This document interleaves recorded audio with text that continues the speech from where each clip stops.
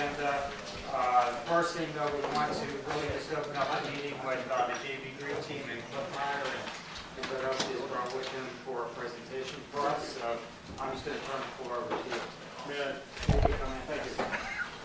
Thank you for giving us time as we go through this. We have the Solid Waste Authority, which represents both Jefferson and Belmont County.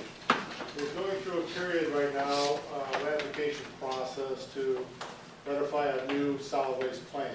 The plans are directed for 15 years, but they start renewing it after reviewing it again after 5 to be ratified after 7. So we're now at the end of the previous solid waste plan, and now we're going into looking to ratify the new plan. So I'm going to have a few slides here to try to give you a familiarization of what is in the solid waste plan and why we recommend that we go forward with it.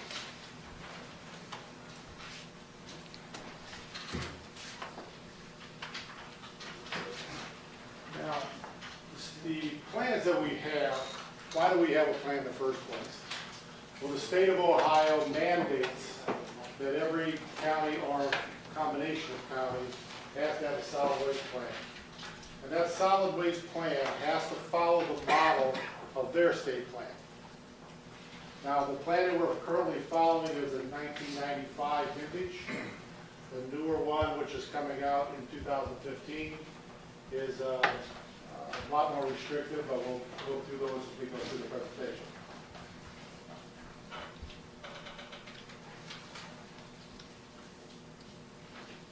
The Ohio Solid Waste Plan, 1995 version, has four points. The first two, it's an either-or.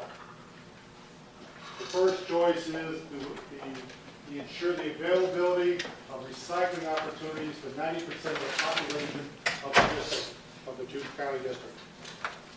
Or, if you have the recovery equipment, a MRF, basically, and you can recycle 25% of the waste generation. That's your second option.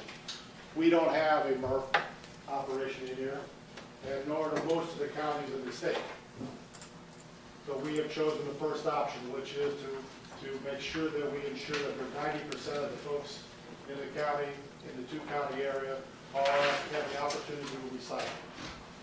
The number 3 item on here is to provide educational programs and technical assistance on source reduction, recycling, reuse, and composting. The fourth one, final one, is to manage scrap tires, hazardous house waste, and other waste recycling programs. These are mandates from the state. Programs that we have provided that are in our plan. Currently, right now, the accessibility goal, as I said, was 90%. In Belmont County, we have 97% to accomplish that goal. We have 136% in Jefferson. There are 224 containers which are collected weekly in Belmont, and 283 containers that are collected weekly, at least weekly, sometimes more often, in Jefferson County. Educational programming. Classroom presentations that reach 1,200 students. Youth organizations reach 700 members of scouting and 4-H groups. Adult organizations, events, the presentations to serving 1,000 adults, and individual programs which you may have heard of from time to time, which are Recycle Bowl, Trash Yard, River Sweep, Stock the Pantry program, Great American Cleanup, and Keep America Beautiful programs. We participate in all of those. The waste management program, which was the fourth item on the state plan, which we have to provide. We have community school and not-for-profit drop-off sites. There's 288 sites in the two-county area. I mentioned to you how many containers that was that are spread in those sites. We had to reduce the number that we had in 2013 because of budget cuts.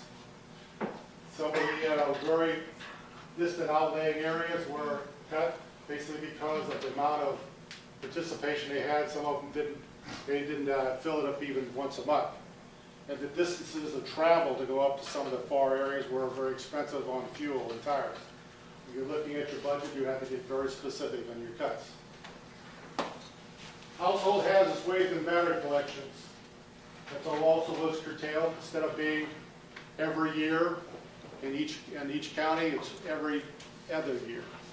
So every bounce it back and forth between the two counties. Community cleanups, we had to curtail that. We still have them, but just not as frequent. This is a very popular program in the townships. This is something that we would like to be able to extend more than what we do, but the budget is precipitative.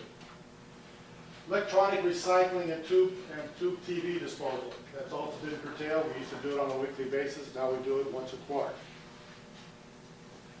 Scrap tire recycling. Very important. If we're not collecting these through our programs or something similar to it, unfortunately they end up on the sides of the roads, down the ditches. Environmental enforcement program. We initiated that. We had to curtail that, and the two counties stepped up for us and were able to pick up the officers that had been hired for the enforcement program, and those officers are on the budget of the county now because we couldn't afford to keep them on our budget. And litter collection has been curtailed, the frequency of it. Recycling initiatives. These are basically community grants. We had to eliminate that. That was from $80,000 to $100,000 a year. Market grants, these do not come from our budget. These are pass-through, but they still go through us for companies like for the paper mill or the recycling facility, the electronic recycling down in Bel Air. Those facilities, they come to us to go to the state to get grants on their behalf. Curbside recycling, we had, as Steubenville knows, and also we had it down in Martin Ferry in Belmont County. We had curbside recycling, which was, the trial was to go for a year. Because of finance, we had it shortened to 6 months. The disaster debris management is a support function as needed. We don't control that. We support their need when we're asked. The health department funding. The health department has two functions in which we provide functions. They provide funding. They have a program which they monitor the Apex landfill, which they're required to do that. We help finance that effort by funding that we give to the health department. We have no authority over the landfill, but we only have our ability to fund the county program to allow them to do that. They also have, the health department also runs a litter or a hazardous program where people litter in their yards or have illegal dump sites. They're able to contribute to that. We're participating in that to try to help them. They've taken the lead on that. They've had their program in place for many, many years.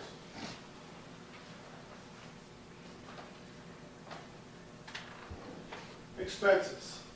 Let me give you some idea. Back in 2013, our expenses were $2.3 billion. In 2014, we had to cut that back significantly. Back to $1.6 million, or cut $700,000 off of our budget. The revenue in 2013, with no taxes at that time, was 2.3. It matched up what our needs were as far as expenses. 2014, our revenue dropped from 2.3 million down to 2.9. A significant reduction in our revenue. And obviously, the state will not allow us to not fund the program. So we were forced to put in a tax assessment, which was our only option at that time, to be able to raise $700,000. So the revenue reduction were at $700,000, which also matched up with our revenue, our expenses that we incurred.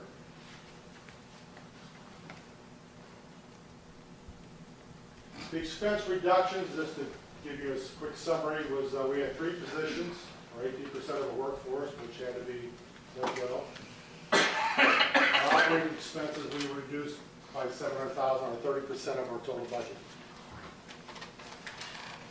The state requirements I've mentioned before, if anyone wants to check it up on it, it's House Bill 592. This is what authorizes and gives the state the mandate to require us to have this solid waste plan. Specifically, ORC 343 is what authorizes the board to fix rates and charges on improved parcels. This is one method of funding the program. It unfortunately, under the current program, is the only option we have available to us.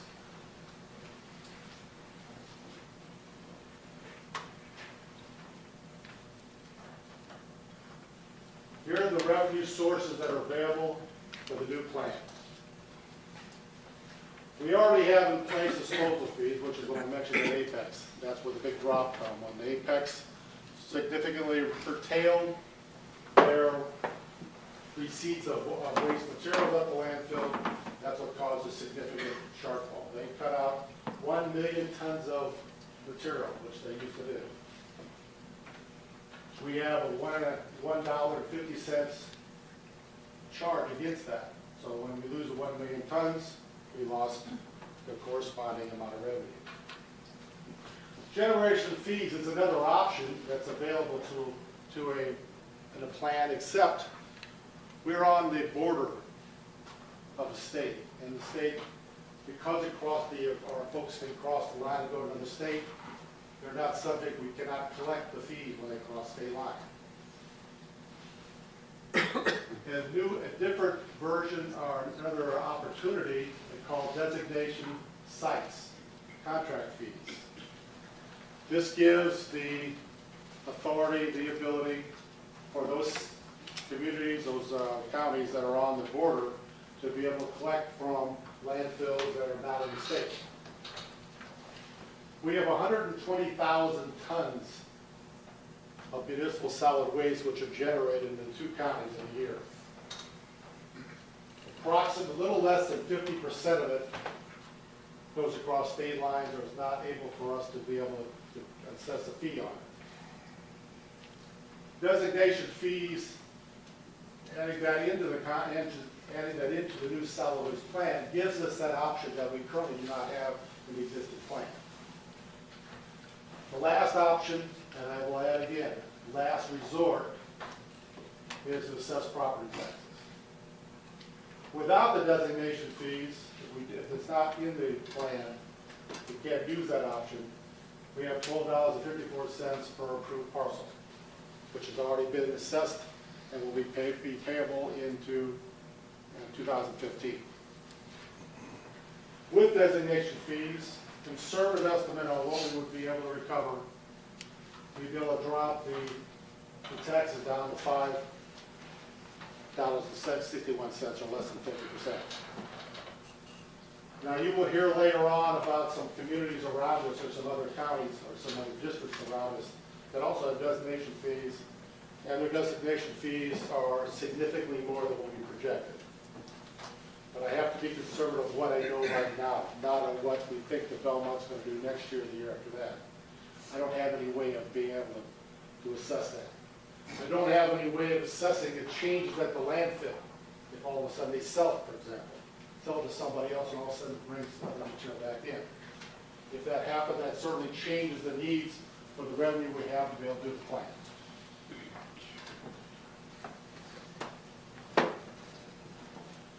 Just some background information. The designation site contract fees, which are imposed on the landfills and transfer stations, it would be a contract fee of about $2 per ton. That would be the number that we have projected that we would need to try to offset some of our losses. And just as a rule of thumb, the annual weight of trash, average U.S. family of 4, is 1 ton. So approximately the hit on an average size family of 4 would be $2 a year. The estimated designation fees revenue is $390,000. That's what our projection is. That's, again, would reduce the taxes from the $12.54 down to the $5.61. If we had more designation fees than we anticipated, since we are conservative with it, that could be improved. If the landfill all of a sudden it's sold, it comes back, and that need goes away, the tax could go away altogether. We have no way of knowing that though. It's a private company, Apex. It's not a governmental agency or controlled by a government agency, so it's truly up to them whether they sell or they don't sell.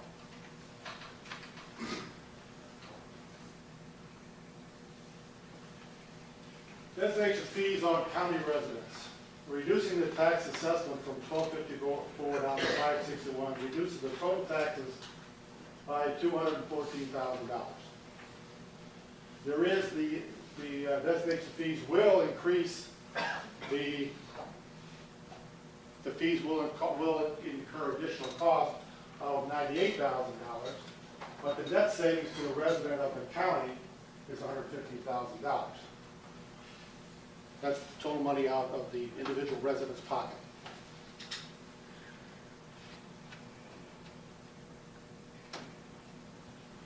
The plan itself, the ratification period started on September 22nd.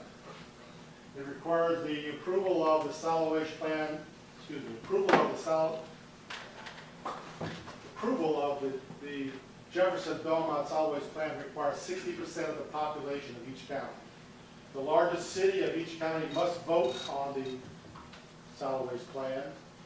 The county commissioners of each county must vote on the solid waste plan. If this is a big if the Jefferson Belmont solid waste plan is not ratified, then the state of Ohio, EPA, April 1st of next year, will write the solid waste plan and impose on the district residents. Their plan does not require approval of anybody. They write it, they mandate it, you've got to pay for it.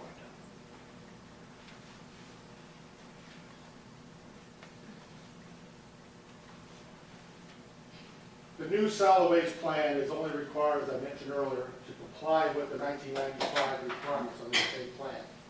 We're grandfathered right now. If we go past 2015, we no longer have a grandfather. So they could choose to use the 2009 state plan. That's their choice.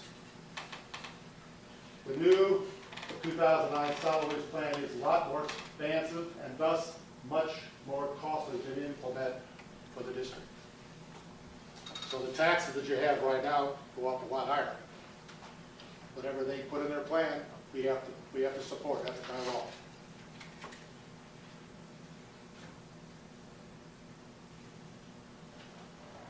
This is the state 2009 state plan. Now, some of these pieces are not even clarified yet because they haven't put it all out for us to even look at and review it. They still have the first two choices, either or. They've increased the amount of generation from industrial waste, that's gone up. They now have an outreach educational program, they have a required program, some of which we don't have yet. They also have provided additional information and technical assistance on source reduction, recycling, reuse, composting, and curbside programs, which they added. They have, in other ones that they have written, they have required the communities, the largest communities, to have non-solicited curbside programs, which means that the city has to pay for it.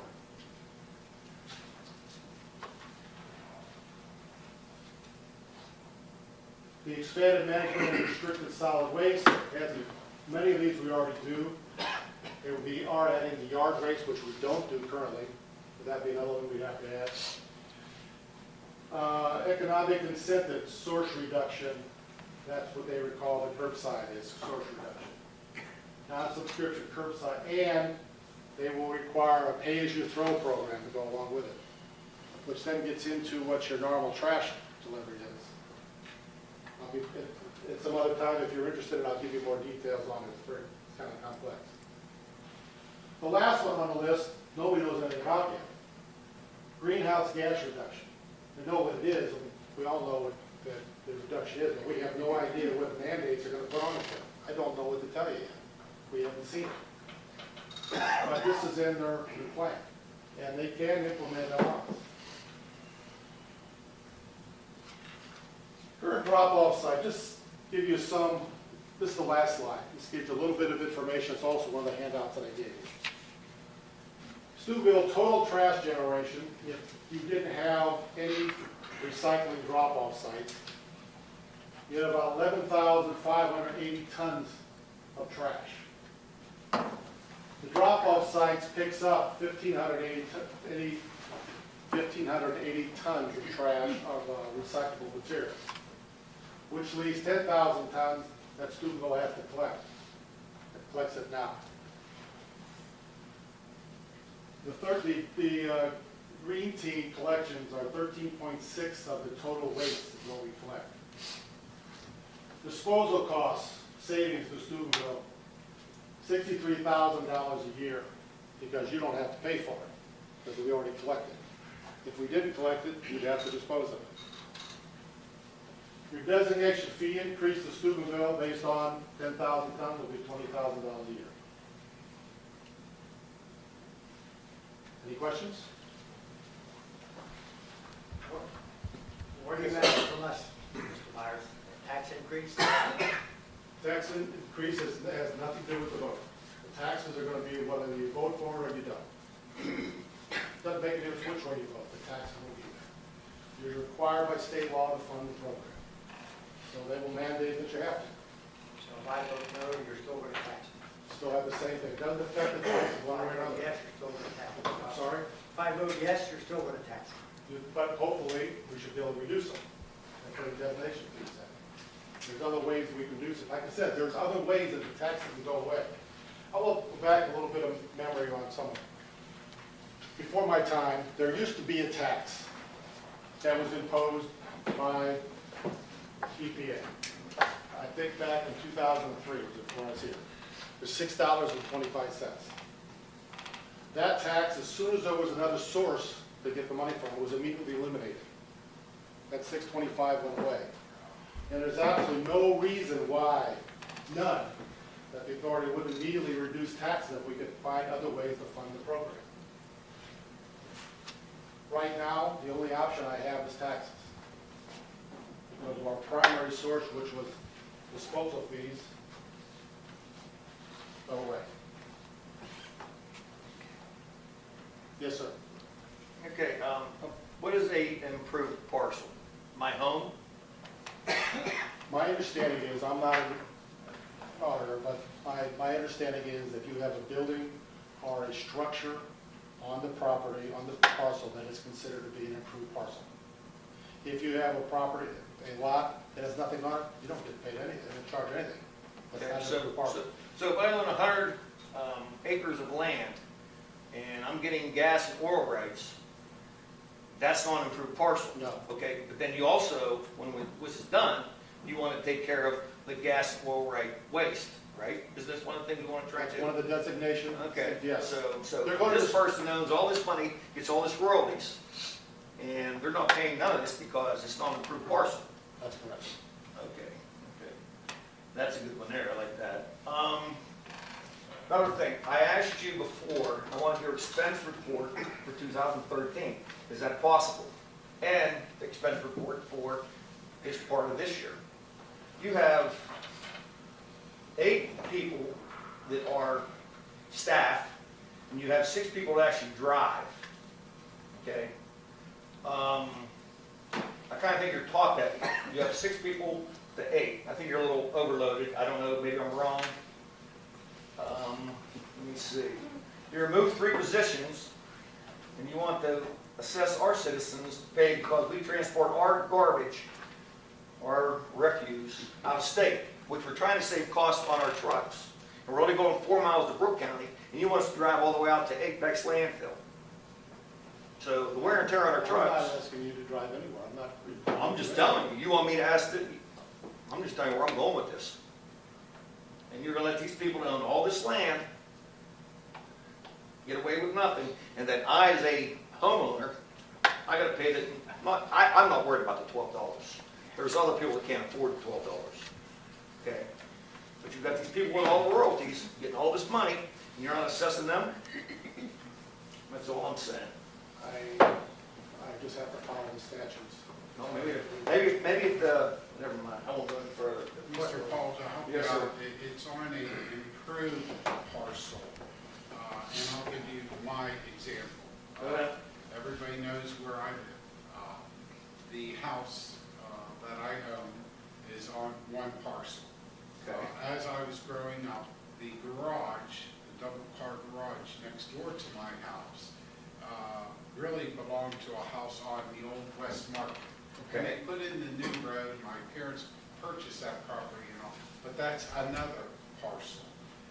So I'll get $12 and whatever it is, $12.54 on the parcel where the garage is, because that tax bill comes separately, and then I'll get $12.54 on You'll the be other assessed. parcel. Yeah, $24. Okay, now, but if you own But 100, it's only approved parcel of land with a structure on it. and if you own 100 acres of land out somewhere in the rich, If it's all in one parcel, you get $12. okay, okay. If it's all under one parcel. Older communities such as ours, it's not uncommon that there's different parcels. The smart thing to do is go and put them under one, go through the planning commission under one. My parents never did it, and I inherit that, so. But yes. Thank you, thank you. I think that's good. I'm just saying, the guy's making all the money on royalties, he's not paying over the thing. That's all I'm getting at, so, I'm sorry. Okay. Anybody else? Yeah, just if I can, maybe a couple comments on what the Solid Waste Authority is asking of the city at this time. The plan right now that's expiring. Cliff, correct me if I'm wrong, but it doesn't have, the only thing it has is taxes. Is that correct? As an option, and disposal fees. So that is, and the disposal is correct. So that is ending this year. What the Solid Waste Authority is mandated to do, required to do, is to have a plan. Does it have to be for 15 years? Unfortunately, yes. Okay. So the plan is for 2015 through 2029. It's being presented to the city for ratification. It would include more options for revenue, and one of those options is designation fees. That's right. We have 90 days to act. Council needs to act on this plan. Is that correct? That's correct. Start on September 22nd. And according to our law director, that can be a resolution. So I just want to make it clear to our council that we, and I would anticipate this item coming back to the utility committee meeting next month for something to come out of committee one way or another, whether to recommend approval or not. And then we would sunshine it, and then at the next meeting, act on a resolution. Vote- What's that? We vote on it. Yes. Correct. Yes, yeah, and exactly, now, that has to be done, whatever that date in December is. So we have a little shorter time frame to do that. If we go back to where we were in the spring, summer, I think, Cliff, you came with Commissioner Gentile to the utility committee. And as I recall, there were 3 areas of concern, and I just wanted to bring those up again that we may all recall. First of all, it was the introduction of designation fees. We didn't have them before. The plan now includes them, and the concern being the potential impact on the city's sanitation fund. Number 2 was not receiving, the costs were going up, and the question back to the board, the green team was, costs are going up, but we're not getting where's the value? And I think that's where you had suggested that the city look at transfer stations or compactors, but not doing it through the JV Green team.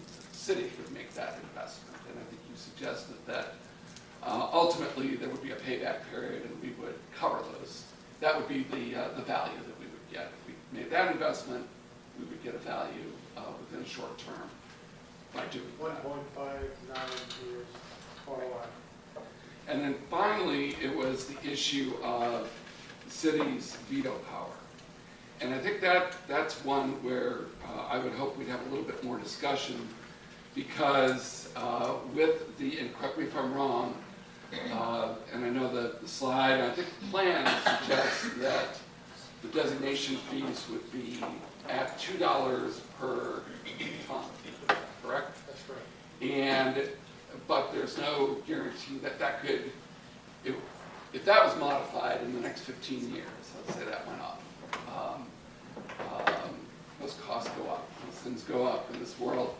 If there's no ceiling on that, if that could be modified in the future, and it could be done by a vote of the board. The city would not have any influence on that or any impact on that. Is that correct? That's correct. So, again, how's that?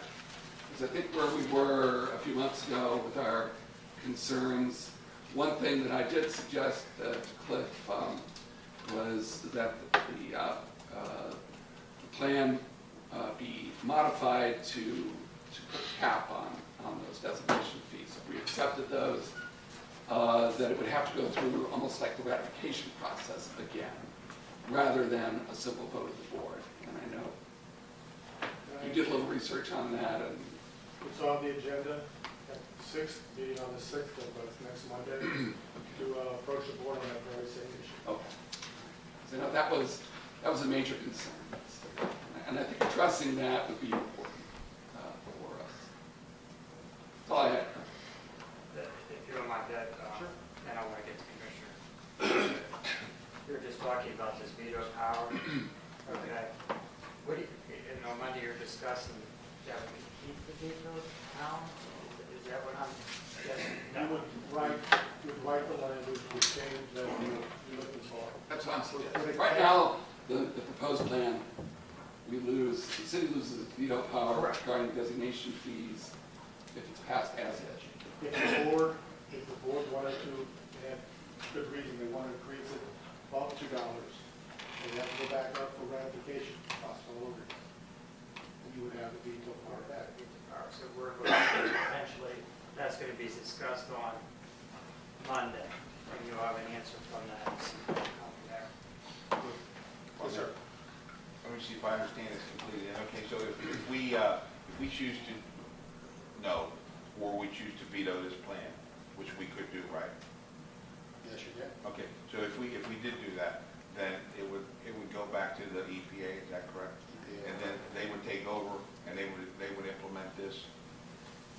No, they would write their own plan. That's what I mean. They would do their own plan. Yes. So it could be more. Doubt very seriously it's going to be less, but it could be. But either way, The requirements are a lot more, unfortunately. and then there's no veto power after that. And then the EPA plan, there'd be no veto power for us, Belmont County, or anybody else. So it's, Don't like it, but that's what it is. now the tax assessment is coming no matter Yes, what happens, and it can't be. That's the law. that's correct. So it's just a matter of whether you want to roll a dice. You're not going to get the fee. You're not going to go over the $2, the $12. I can't speak for the board, but that's what I'll be presenting to the board. Yeah. It's up to the board on Monday. If you don't mind, I'd like, so if people want to speak, then I'll go back around and have Commissioner Gentile. First of all, I wanted to introduce Matt Coughlin, Belmont County Commissioner. He's on the JV Green team. He's here, and Rob Sprout, who's the health director for Belmont County, and Dave Hayes, who's the financial officer. He works for Jefferson County with Jim Brannigan, but he's also the financial officer for the JV Green team. The two most relevant points here, one of the most relevant points is there is no correlation between ratifying or vetoing the plan and the $12 tax. Okay? First point, there might be 3 points here. second point is JV Green Team did vote, I think it was unanimous, on putting a tax on. And all the public officials that were there that day, no one wanted to put the tax on any more than you want to put a $2 fee on. We had to put a $12 fee per approved parcel. No one wanted to do it. We had two alternatives. Do this tax or step aside, let the EPA come in, let the state of Ohio come in and take over everything for us and tell us what we're going to do. And I don't think any of us here feel we've been treated so well every time the state of Ohio gets involved. One thing we can say about the Upper Ohio Valley is we always get the bad end of the stick when the state's involved. 3Cs get everything. In this case, they were going to come in. If we didn't put this tax on, if the JV Green Team wasn't solvent, they would come in, they would take over. The same way if we don't ratify this plan. They take over, they start calling all the shots. We're trying to get some data right now on another district. We have to get the release of the information of what happened when another district didn't put a plan in and this EPA came in.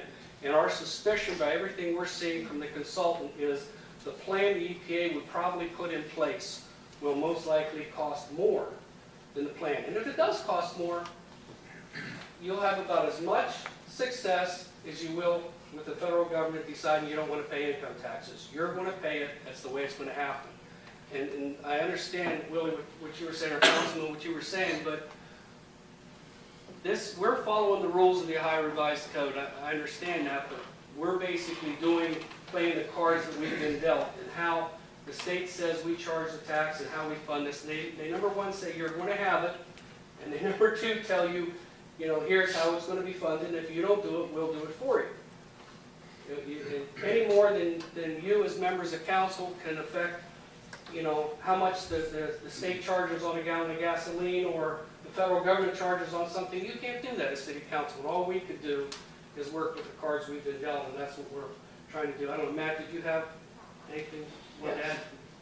First of all, thank you, council, for allowing me the opportunity to speak. Gentlemen, this is a no-brainer. We have to pass this solid waste plan so we can go after a new source of money. Not our residents' money, the oil and gas money. The 100 acres that upset you, this is where we're going to get it from. And we can take a $12.54 tax that's on, no choice, it's there. It's there. Then cut it in half down to $5.61 and pick up the additional revenue, $2 more to your customers, but go after a source that we have no idea what's going to be coming in. I know in our county, they have leased every piece of ground that they can lease in Belmont County. We're talking 1,200 wells. 1,200 wells. They say there's 1,000 or a million. How much dirt comes up? We get 1,000 tons per hole. Do the math. We can recoup, we can cover, and not to the expense of our citizens, our constituents. Let's put on the oil company for the 100 acres that seems, here it is. We need this plan passed by you, and we can move forward and try to come back and say, gentlemen, let's cut taxes, so that you can tell your residents that you did your job and did it. I'm just asking you to consider it. This is, I don't even know why we're even here trying to sell something that should be an automatic sale. We can collect the dollars from the big oil companies, the big drilling companies. Let's go after them, as you said, and cut our residents slack. Right now, we got to put $12.54 on them. We're all elected officials. Nobody wanted to do it. Nobody wanted to do it. We have no choice. And the last thing we want, is some state agency in here telling us what to do. Let us run it. Tim sits on our board. We all live here. We know what our families expect, what taxes. We don't want to charge it. We want to make it good living. So I ask you, please consider this and pass it, and let the JV Green Team do their job and go. And go back to cuts. We did do some cuts. We tried to keep as many jobs as possible. We had to cut three employees. The area is still the same. It's still 2 counties. There's 534 square miles of Belmont that they gotta cover. I'm not sure what's in Jefferson. But, you know, there's pickup sites everywhere. 411. And, pardon me? 411. 111. So that's a lot of miles to cover. We tried to cut back. We got a great program. We've got a great director that has worked very hard to try to put this before you so that you can understand it. And I just think that we would like your blessing on this. We'd appreciate your blessing, that we show a full force among the two cities, all the townships, and the two county commissioners, that we're in this together to try to make it better for all our citizens. Thank you.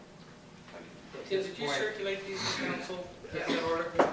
Y'all got them? I did, yes, that's a good article. At this point, I'd like to recognize former councilman Rick Perkins, who's been involved with these discussions during his term. Rick?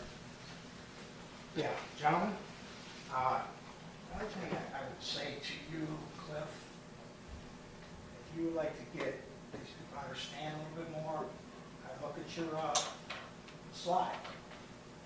You showed me your expenses, you showed me your revenue. What I think you need to do is break down what your employee expenses are.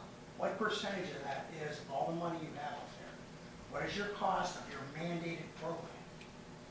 Break that down. And Mr. Paul asked for a budget, which he still hasn't received. I believe if you give them proper information, it'll make things a lot easier on all of you sitting in here. That's the one thing they don't have.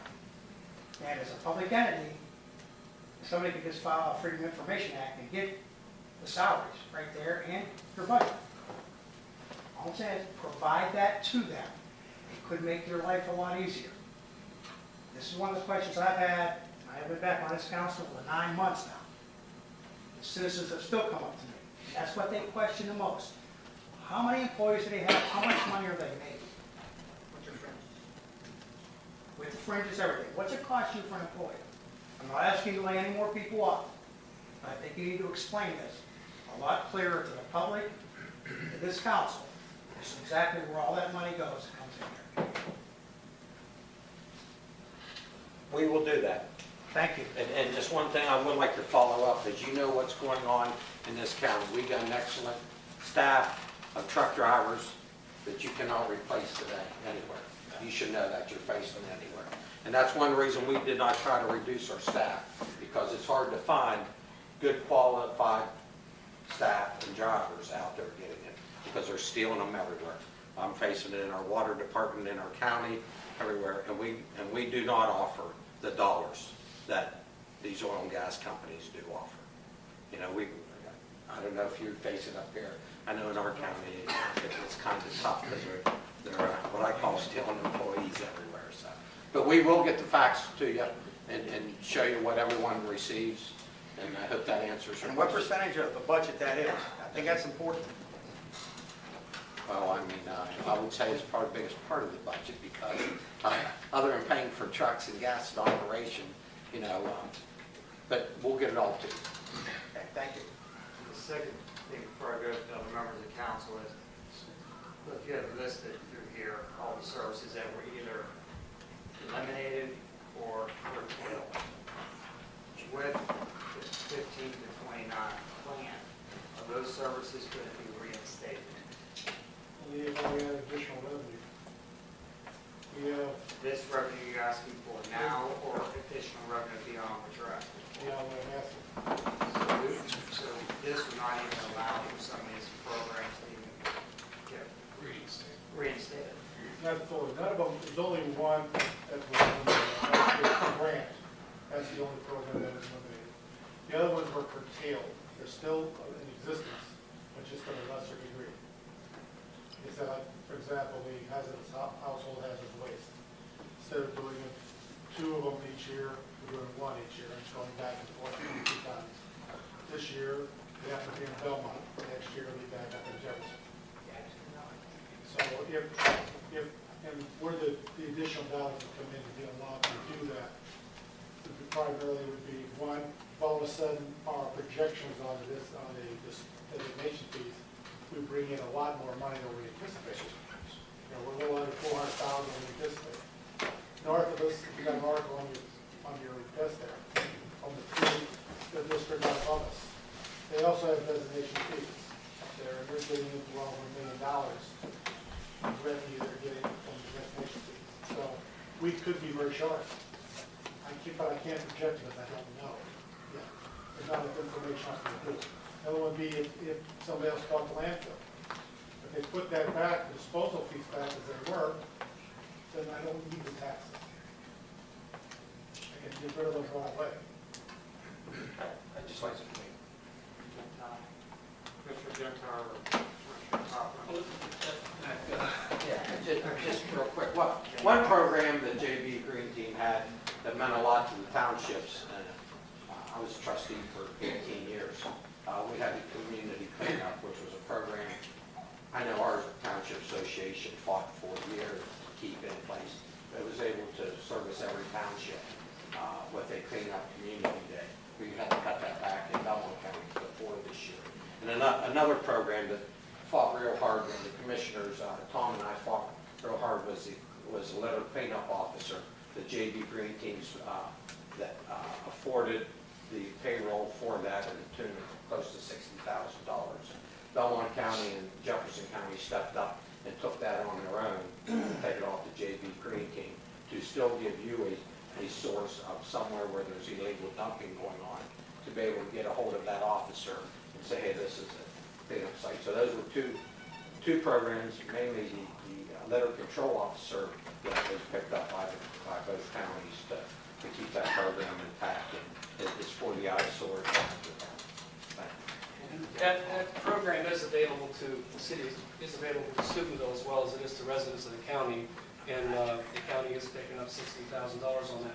The one thing I want to say to respond to your question is when JB Green Team had a lot more cash, that $2.3 million, that money didn't get squandered. That money didn't go out to huge bonuses and the salaries, and you'll see that. That money went into what I would call a Cadillac plan of services. When we had an HHW, household hazardous waste, if you saw the bills on what an HHW costs, what you have to pay to get rid of the paint and the chemicals and all the things that people bring in, it's extremely expensive. Electronic recycling is very expensive. So when we had the money, we provided better services to the community. And now all we've done is said, okay, we can't afford 2 cleanups, one in each county every year, but we'll alternate it. And being fair, one's in Jefferson County, it's almost always in Steubenville, it's usually at the mall. Is that correct? Yes. It's almost always in Steubenville. And we've just had to say, okay, we can't do this, this, and this, so we'll do a slighter version of all of those. But we're still doing almost everything we were. We're just doing it on a more pared down thing to match the budget, which is the same thing that you've asked us to do. There's probably no one ward that my ward that uses your services. And I'm all for it and use it. You know, we have our own financial problems right now. The water, the sewer, the sanitation, and $12 doesn't seem much, but I'd say half of this town doesn't pay taxes. And $12 is a lot for some like people who are losing their hospitalization, or losing their pensions. I got an open mind. I want to do what's best. But money is short, it's getting shorter, and the same people are picking up the burden. And the ones that use it also abuse it, and they're the most critical. Now, I've already received a person for the $12. Doesn't sound much to me and Mr. Paul, but to some people, it's like $1,000. Thank you. Tim, I'll go to Willie, and then after that, I know we're going to discuss this 14th. We could, that's a special meeting though. That's a special I think it's meeting. one later in the month. One on the 28th. Well, Yes, since I have both commissioners here from both counties, is it possible to, you know how many parcels of land we have that you're going to tax, correct? Is it possible to tell us how many acres are in both counties, and then maybe we could go $2 an acre, and we could all pay, the fair share? I mean, you have all these, like I said before, I don't want We can only do. to pick on the person that's making all the money off the royalties, but the little old lady that lives on Buena Vista Boulevard that has 2 acres of land, and we just charge her $2, that's fine. And the guy that's getting $1 million in royalties and he owns 1,000 acres of land. I mean, it's, I don't know, I just think maybe, To answer maybe your I'm question, wrong in what I'm thinking. I don't know. ORC 343 is very specific on exactly what we're allowed to tax. We can't take. You can't tax the person who's making all the money. Okay, sorry. They liked it. The designation fee comes close to that because when those wells are drilled on their property, they have to pay the $2 per ton to dispose of the waste. So from that standpoint, I think they were getting hit there. I got Cliff, so if, say, we vote no, the EPA comes in, they take it over, they put the, whatever they're gonna do on us. We vote, okay, so we do that, and then we pick up our fees at the landfill. That's not gonna go away though, right? No. It's gonna stay. If we vote yes, You're talking about the disposal fees? whatever the EPA puts on, it's not gonna go away. Disposal fees are a separate statute that's already in place. Right, but I mean, the tax thing that the EPA is gonna put on. They could. No, not the 1254 that we put on. By passing of the plan and us putting in designation fees through that plan, we will be able to reduce taxes. For the $12 for the woman down the street, we will be able to reduce that because we have another source of income through designation fees. So right now, the 1254 is there. So, but I mean, okay, so this business, this revenue that we lost, we get it back Through the 1254. through, Apex, through through Apex. APEC, you know, and it starts coming in again, then the fee could go down, right? Yes. Okay, but if we vote no, and the EPA gets involved, then nothing will go down, whether the business picks up there or not. We don't know. We don't. We don't know what Apex is going to do, that's what's so difficult. If the tonnage is increased at Apex, it would go down with the EPA plan or adopting this plan. Either way, And it happened once. pardon me? It happened once here in the county, the mayor knows that. We went from a $6 fee to zero. When the money was there, your taxes went to zero. When it was in control of the solid, but when it was in control of the JB Green Solid Waste Board, there's no guarantees. We control that through your local representation, which was the mayor, now it's Tim. We can control that by the want of the people. There's no guarantees. Once the state takes over, who knows what they're going to do. We have no say. At this point, Kenny, do you have anything? No, I think all my questions are answered. I mean, there's little things that we could talk about later. Angie? Yeah. Council's going to take time. We appreciate everyone that has been here. We got things to get to, so we're going to end this discussion right now. Get our second thing on our agenda. We do appreciate your time, everything that you've done to help explain this to us. Council's going to deliberate, come back on the 28th of October, 6 o'clock in these chambers to then enact upon pre-committee. The suggestion out of committee to council to, administer whether it's a yes or no thing out of committee. So that'll happen in a month from now. Well, Mr. Metcalf, on October 28th, it would be the decision of the committee to move forward with the resolution. Right, if to or not to move forward, and if we do go forward with the resolution, we then vote it upon at the next meeting in first of November, whatever date that is. Well, we sunshine it, and then And then first regular meeting in in November. November, and that'll all be within the 90 days, so we'll all be Should within be. legal manners to help you guys. Okay. And I'll be happy to work with Mr. Myers to get all the information that was Yes. requested by council. Thank you. And also, if we could have a copy of this, of the presentation, Cliff, and I can get that out to council, I think that would be helpful. Probably got it on PowerPoint. And also for the record, I did submit a 9 concerns or questions from me. So this evening, to work with Mr. Myers also in resolving those issues. And that was that. Committee meetings. have in council's hands, whether it's in paper form to us or email, so we can deliberate on this prior to the meeting in the month. Okay, at this point, I do need to get to our next thing. We have gentlemen that are here from Neptune discussing our meter program, and I'd like to move to that.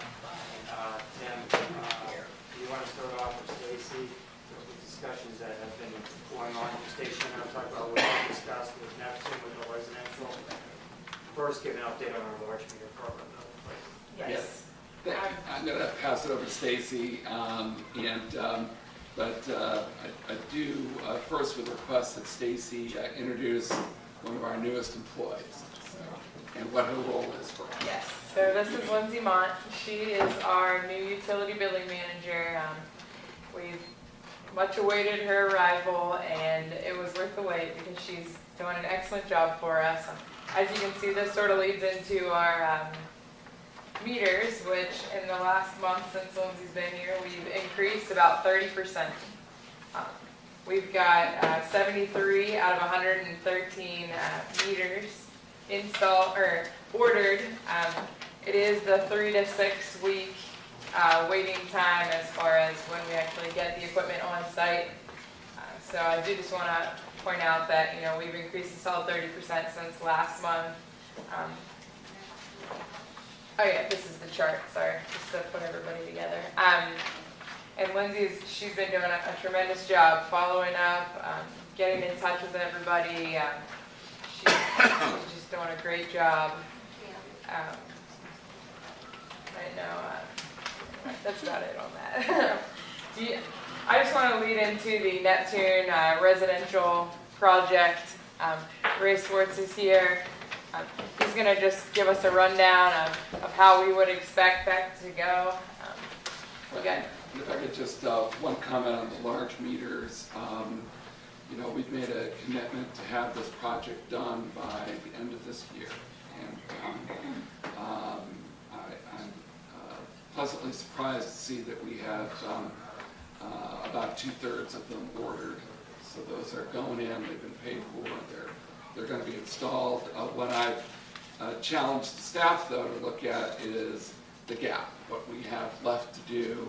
And I think we have about 25 customers, or was it a little, and we've reached out to all of them in about 25 accounts, yeah. Correct. And reached out to them in various ways, and we've impressed upon them the importance of this program. We've had some meetings, and so I do feel that we are well positioned to do everything possible to get this done by the end of this year, because we need to get this program behind us so that we can get on to the large meters or the residential meters and get those completed in 2015. I think we all know that that's imperative to our bottom line, and so with that, I would pass it back to Stacy and Ray. Yeah, I'll let Ray take it over as far as residentials. I'm Ray Swartz with Neptune Equipment. I've been here. Thank you for inviting me back again. I'm here with Bob Becker and Tom Harwood with our company. Just to elaborate a little bit on the large meter program, because I know that is a focus of finishing this project through the end of the year. One of the key ways right now that each one of your commercial and industrial customers are having to pay for their meter, and that's really the challenge of going through that and being diligent. We have, I guess, two options. One, to shut their water off to get their attention, which doesn't benefit because we still have 6 weeks to, once they pay, we have to give them water service until it makes that commitment. I think one of the things that Stacy had brought up that with Lindsay on the communication is saying, let's do it in a positive way where we're talking. The jail has given us a PO, so that was our focus was to go after all of those large customers, the largest customers first. So we've gotten those commitments. The hospital is responding. And many of them are saying, I've gotten your quotes, I'm agreeing to move forward, but now I want to use my own plumber to do something. All of those are stumbling blocks that really we just had to get commitment from them. They come in and make a commitment with their purchase of the meter so that we get everything ordered. So we really have a small timeline to finish by the end of the year. We are diligent with a solid team here, getting support. we are providing weekly information and updates on every meter that's being ordered and when they're coming in, so that as soon as they are in, we can get them installed as quickly as possible to meet some of those deadlines. In comparison, we're looking forward to the future side of things, going to the small meter program, and I've outlined a detailed plan of how we're going to make that. There's a big comparison, a big difference between the large meter program, where we're having to, each one of them has to be a custom order, custom size, understanding, as opposed to the residential program. We're hoping to put hundreds and hundreds of these meters in, 300 to 400 of these meters every single week. By scheduling these meters, we're going to have appointments throughout the day to get inside the home. It's not going to cost the homeowner anything for the meter product or the installation of the products. So that makes the agreement to let homeowners allow you in to install the meter. It's only going to take 45 to an hour to complete the task, get in, get out of the home, and complete that. So the goal is, and I put an outline of what we would do to operate the program, where we would introduce through a campaign of letting them all know what's going on, then sending the letters to let them know, follow up with phone calls, all of that in a repeated action. We're going to break this segment down throughout your city in five phases, so that we're designating our attention into primary areas so that we can really focus our attention and get those done. So that in comparison between the two projects, we're working, it's a real challenge to finish up those commercial installations. We're finally getting companies like Lowe's and Kmart, after going through the corporate office, to get someone to make payment on something. So we should be getting all those commitments very soon. But with the small meter, we're going to have a really directed approach and have the small meters installed for you with the whole infrastructure, where you're going to be able to read that and monitor leaks and things that are going on within your system, to provide the customer and the city with proper information. And that's really the key of this whole system, is give an accurate bill and information that is going to help the city control their water usage and water loss, uncountable water, and as well allow the customer, if they have leaking toilets or things that they're using, that have a better accountability, and we can let them know to tune that up, fix the toilet flapper, and that will reduce their total water bill that they would get from the city. If we could do that identification right away, it'll allow them to keep those bills as minimal as possible. So as a whole, we're hoping for your support throughout this, but we are working diligently. We are supporting and communicating with your staff to make sure that we're on target with finishing up the commercial side of it and moving on to the small meter phase. You have any questions? I have one question. Recognizing and realizing the commercial meter program has to end, and we're hoping and anticipating by the end of the year. Have we experienced any people not willing to participate in the program? Because I believe our policy is, if they don't participate and get the program, we shut off the water. There's no water service. Well, that is your option as the city. You can shut the water off in order to, if they don't. We've had a number of community or businesses, a lot of churches and nonprofit locations are saying that they are unable to cover those charges.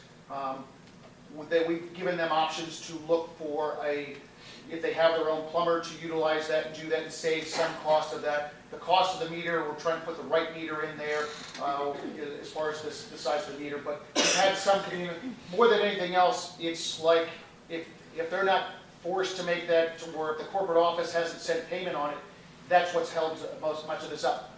We've had 96% of the people communicate with the city. It's a matter of communication is fine, but they now have to pay for the meter in order for us to move forward. And that's really what, Lindsay has done a really good job without being heavy on them, to say, this is what we commitment, understanding what your goal is as the city, what we need to do, and say, by Friday, can you provide me either a purchase order or a check so that we can move forward?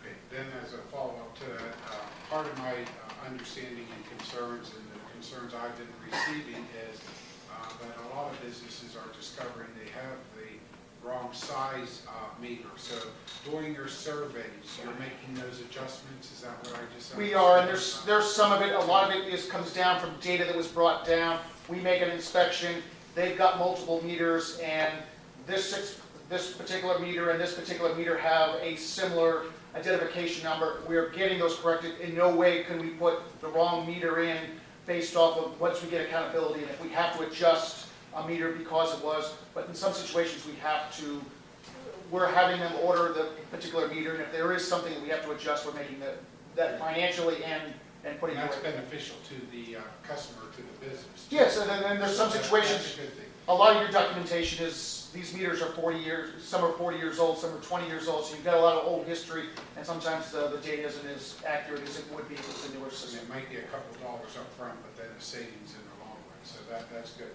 On your second sheet that you provided us was for the residential meter project, and I know you haven't finished the large meter or the commercial Sure. meters, but we're just talking about week 1, week 2 and all. Any anticipation on when we're going to get into the residential meters? Well, upon approval, we would like to get started as soon as possible, and they can run congruently as far as the industrial and putting the residential in. So it's really we could deploy product within about 60 days. I would have crews in here.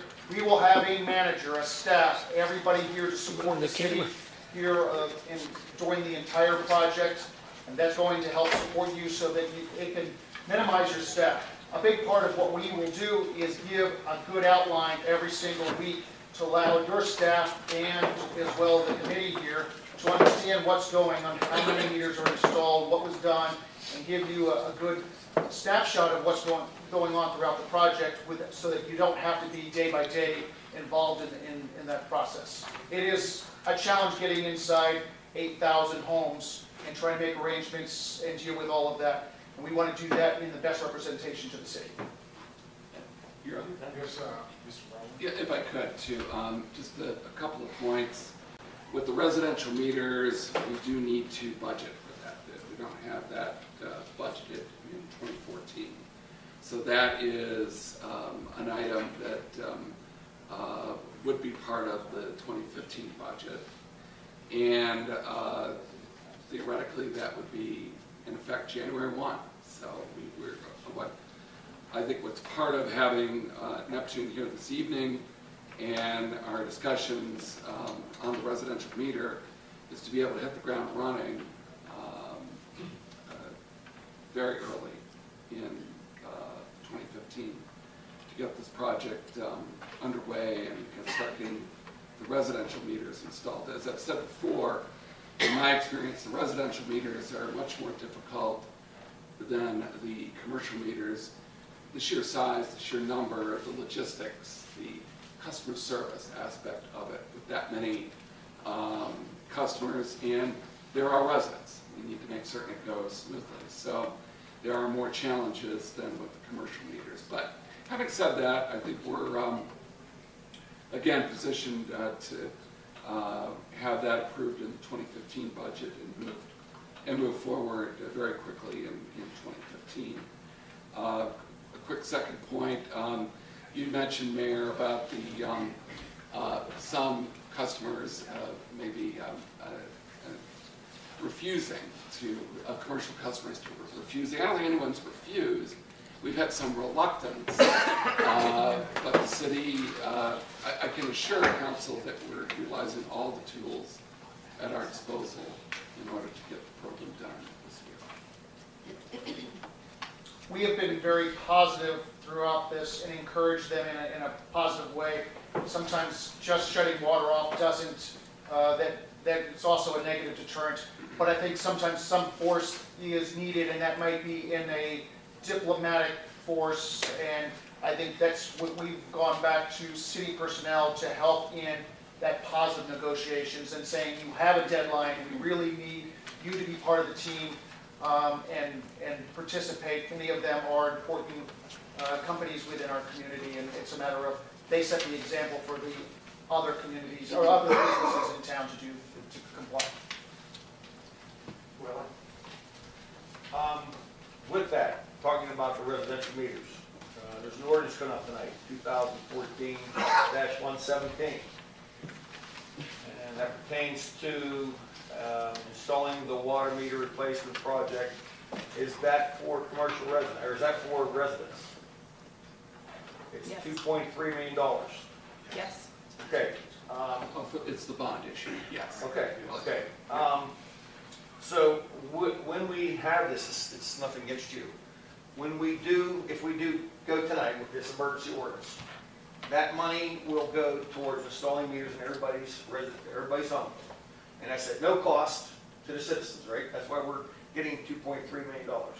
That's correct? Yes, that's correct. That Okay. includes labor as well. Okay, so there's no cost to the citizens. Okay, I remember that now. 2-3 years. I don't want someone saying, you owe me $50 because we put this in, nothing against you again.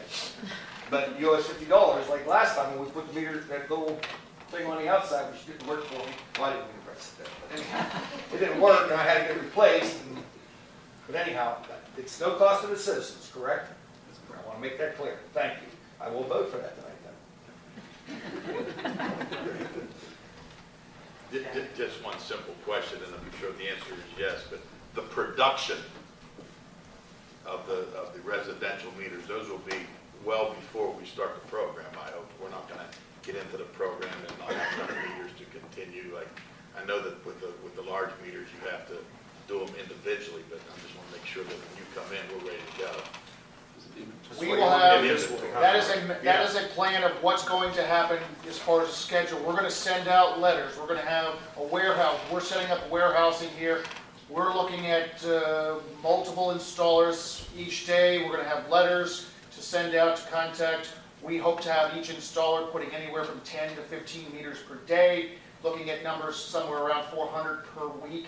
So yes, we're talking about production, and we will manage the inventory, we will manage all the data going back to the utility. All of that's going to work with the communication system so that they can be read without a city personnel having to go out there and collect those readings. It can be monitored on a daily basis. If somebody's looking for a final bill, that data will be available to them when they come up to the counter. Thank you. If I could go back to just a question on large meter, your job of answering a few of mine. Last one, and it probably won't be with you, but probably Stacy, is I know we've got about 35% installed or scheduled for installation. I want to go through once installed. Have we had a chance to really kind of gauge how this is going for us in comparison with those that have installed prior? Where we're at with that? Well, it's too soon. The majority of these, in the last month, they've been installed. We bill. So it's just going to be a little bit. However, the big highlights of what's occurred so far in the last month is that we've got 12 out of the 15 highest priority customers. So I think that, in the next 2-3 months, we will definitely see, I don't think we're going to see any, heavy windfall, but we are moving forward on getting an accurate bill where, the city, we are getting what is owed to us, based on, possible old meters reading low. I think that this is just proof that, as we go forward, our revenues are only going to improve. So, slow progress, but we are really moving and. I think we can monitor that. Exactly. I'm going to request maybe like in January, we have a utilities meeting, just like the last quarter of this year, how we have done with those that have been installed for the whole fourth quarter. And we anticipate by March to have, we would anticipate by March that all the bills will be reflected going forward. We'll have solid revenue. Ms. Becca, one of the real things with this, you will now have accountability. Many of these meters are old and they've been estimated. They're functional or they're not, so you're getting minimum bills. So a lot of the data that we're looking at is that we're seeing they're billing something, but they're only getting the minimum bill. And that's what's going to change, is that escalated. If they are using more, some businesses are slower or not using nearly as much as they had 5 years ago.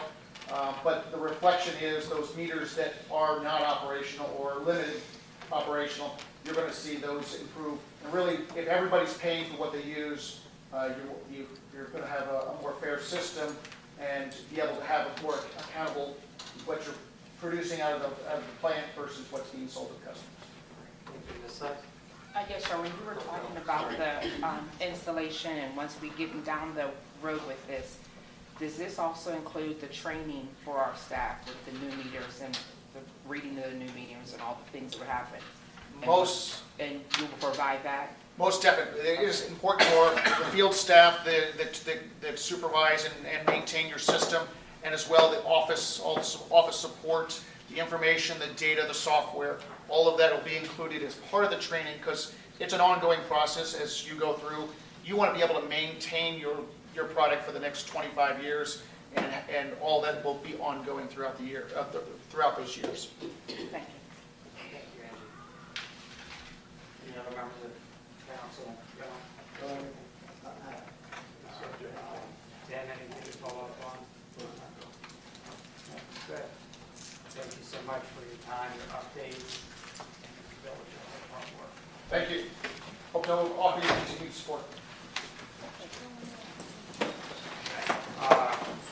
Next subject is on your fire hydrant repair and replacement program.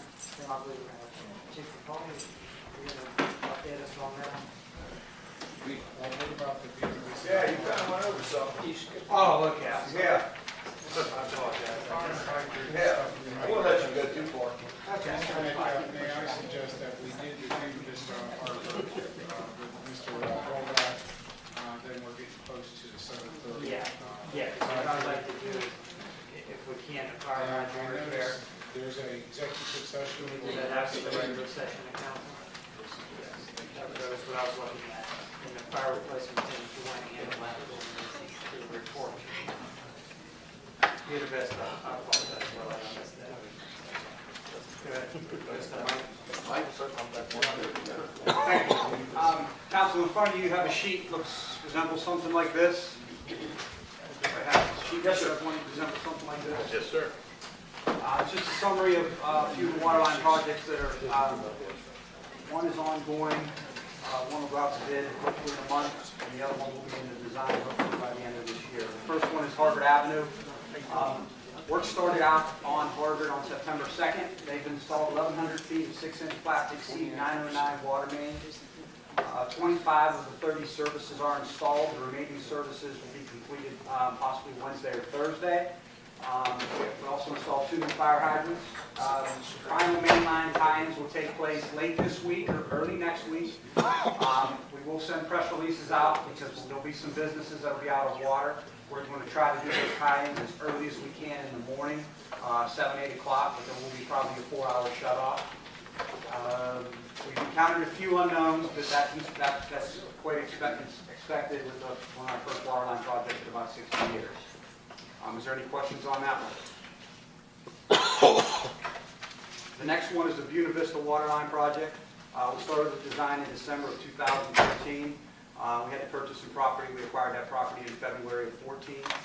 The plans were completed. The EPA PTI permit to install was approved on July of 2014. In front of you tonight, you'll have 2 easements that are needed to install the water line. To the property owners granted us easements to go on their property and install the line. We'll have that in front of you tonight. I'd like to advertise for bids in October.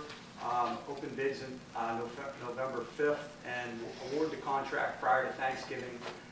By doing that, the contractor will know his schedule for the next year, and hopefully our prices will come in a lot lower than anticipated.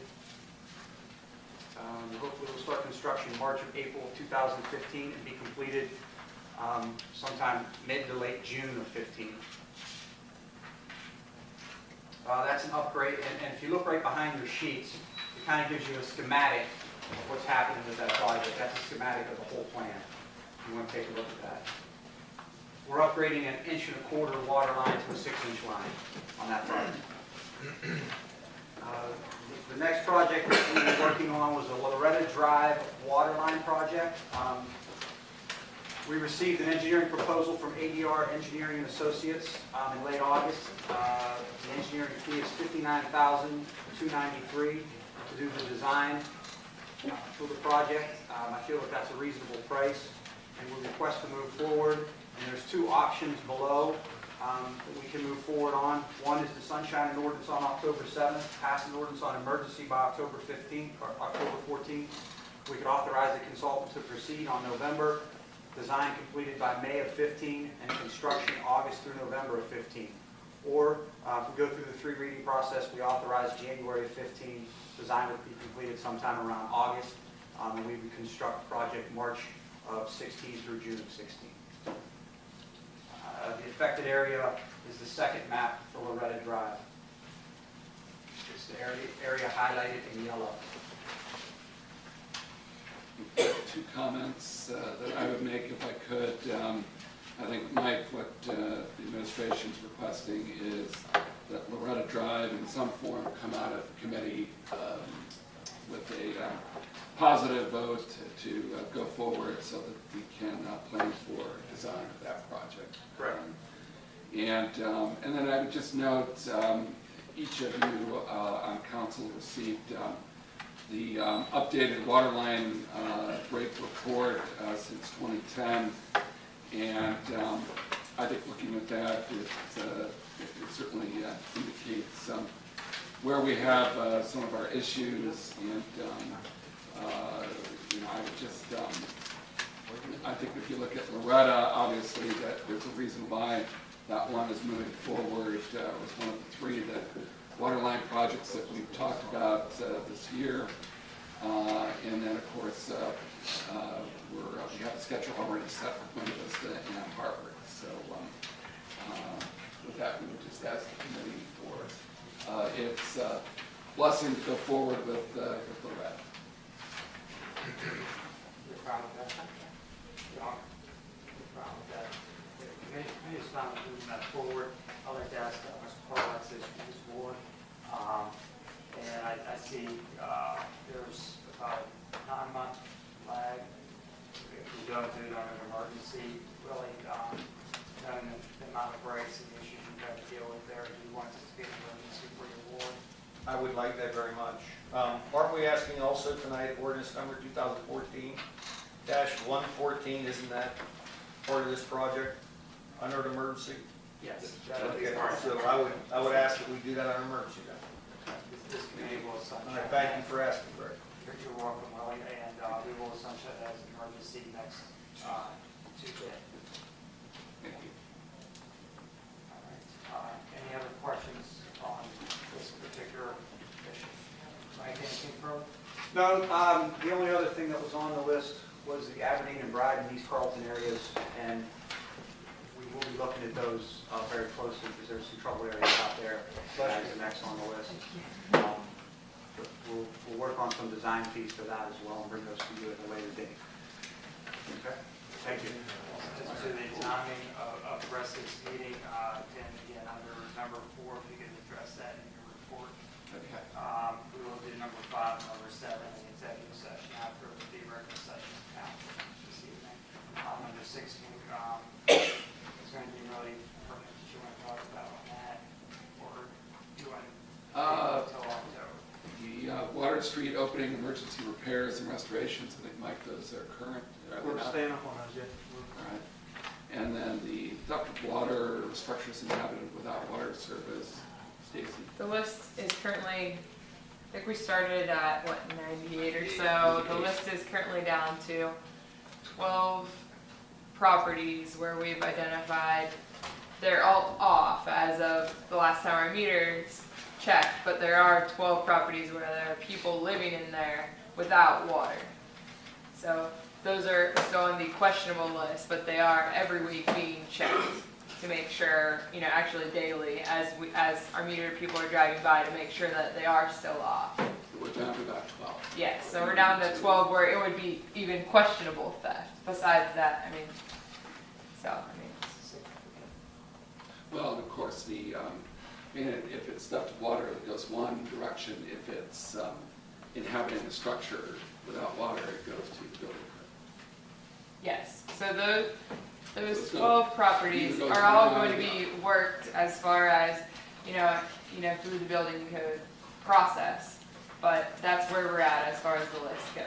So it's been worked as far down as it can possibly be worked. And we're just continuing to check on them, make sure, you know, and then working through the administrative process. Thank you. That's all I have.